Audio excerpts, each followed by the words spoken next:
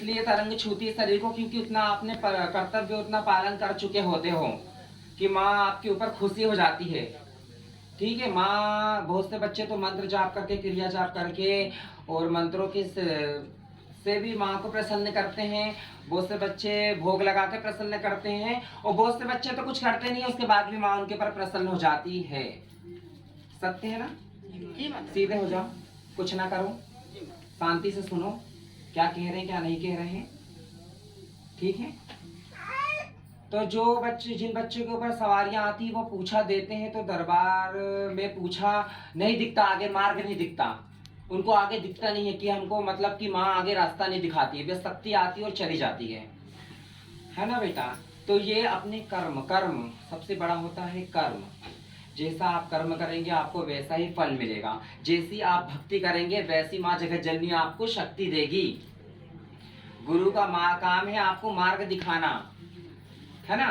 तो गुरु तो आपको मार्ग दिखाएगा, पर आपको आगे कैसे चलना है ये स्वयं जगत जननी और आपकी भक्ति तय करेगी। आप जैसी भक्ति करेंगे, जैसे आपके मन के विचार होंगे, वैसे ही आपका भाव होगा, वैसे माँ आपको शक्ति देगी।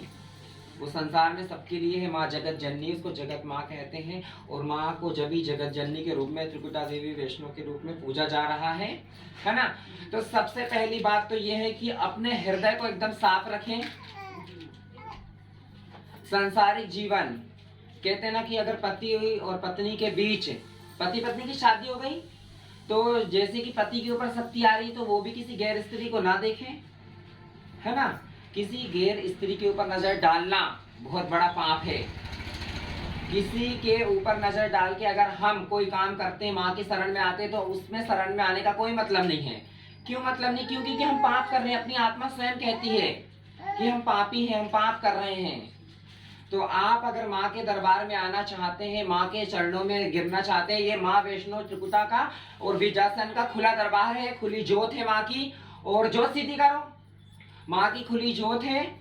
तो इस दरबार में कुछ छुपता नहीं है। अगर आप अपने दिल के अंदर क्या लेकर आ रहे हैं, आप क्या कर्म कर रहे हैं, ये माँ को अच्छे से ज्ञात है। तो ये मैं सारे भक्तों को कहना चाहता हूँ कि आप अगर माँ के शरण में आ रहे हैं तो अपने कर्मों को अच्छा रखें, आप किसी से कोई मतलब ना रखें। अगर आप सोचें कि देवी देवताओं को पूजा करने से देवी देवता प्रसन्न हो जाएंगे, उनका एक समय है, तो जो जिस तरीके से, जिस भाव से आप पूजा करेंगे उस भाव से वो आपको शक्ति देगी। आप कभी पूछा नहीं लगा सकते, कभी आपको शक्ति नहीं मिल सकती।